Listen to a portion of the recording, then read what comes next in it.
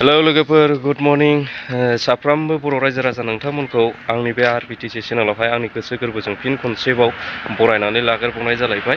थ' लोगोफोर आसा खालामो नोंथांमोना इसोरनि अननायाव गासिबो मोजाङैनो दं होननानै आरो लोगोसे नोंथांमोनहा जुदि भिडिअखौ नायदोंब्ला उइदाउट स्किप जोबजासिम नायलांगोन होननानै आरो लोगोसे नोंथांमोना जुदि चेनेलाव गोदानब्ला अननानै साबस्क्राइब शेयार लाइक आरो कमेन्ट खालामगोन होननानै।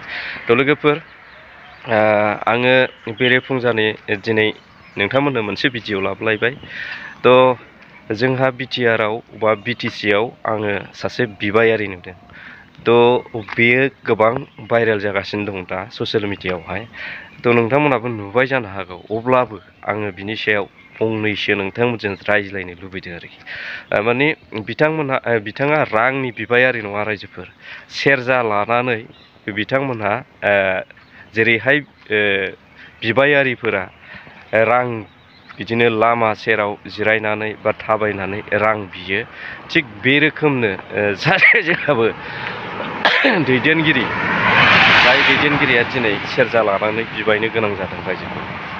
थ' बेनो जाहैबाय माने बिथांमोना रांनि बिबायारि नङा, माने बहतनि बिबायारि। दिनैनि समाव जोंनि बिटिआरआव बा बिटिसिआव माबायदि राजनितिक दैदेनगिरिफोर दङ बा माबायदि दैदेनगिरिफोर दङ नोंथांमोनहा दिनैनि समाव नायनानै लादो आरोखि। थ' बेफोर खुब लाजिथाव बा खुब दुखुनांथाव बा बिराद माने जोंनि बर' समाजनि थाखायनो मोनसे मा होनो बिदिखौ लाजिथाव आरोखि। दिनै सासे एसेबां गिदिर दैदेनगिरि जानानै, एसेबां गिदिर मासियाव थानानै दिनै बेबादि समाजनि गेजेराव आखु दिन्थिनाया जोबोद लाजिथाव, नंगौना नङा रायजोफोर? जोबोद दुखुनांथाव। दिनैहाय आंथ' बुंगोन थारमाने बेबादि सासे दैदेनगिरिनि सायावहाय जों मा सोनारनो हायो बा मा आसा खालामनो हायो, नङा होमबा? थ' बे आंनि सोंनायनि उद्देश्य आरोखि बे। थ' लोगोफोर जिखुनु जाया बिथाङा माबायदि भट बिबायदों बा माबायदि बिबायारि जादों, बिबायारि जानानै माबायदि भट बिदों बा मा फोरमायदों बिथाङा, नोंथांमोना बे ससे भिडिअ क्लिपखौ नायनानै लाग्रोदो आरो।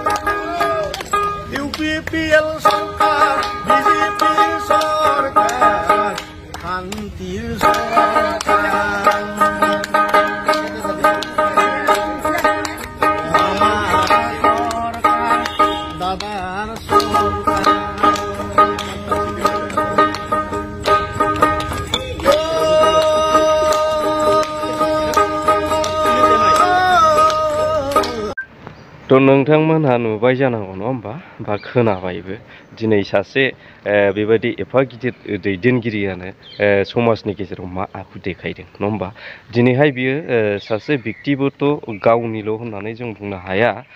बेयो जाहैबाय माने गावसिनि मोनसे हान्जाखौनो बा इउपिपिएल हान्जाखौनो बिथांमोनहा लाजि फोनांनाय बा मोनसे समाजनि गेजेराव ओरैबादि मोनसे आब्रुथि गैयै हान्जा होननानै दिन्थिनायसो जादों होननानै आं सानो आरोखि। बेयो मोनसे सासे लिडारनि आखु जानो हाया होननानै आं सानो। जे बिथाङा सासे एसेबां गिदिर मासियाव थानानै दिनै गावनि मोनसे स्थितिखौ लाखिनांगौ होननानैसो आं दिनैनि समाव बुंगोन। मानोना बियो सासे लिडारनि आखुथाय बा मोनसे मा होनो माबा मोनसे दिन्थिनाय, मोजां दिन्थिनाय जायाखै होननानैसो आं दिनैनि समाव बुंगोन।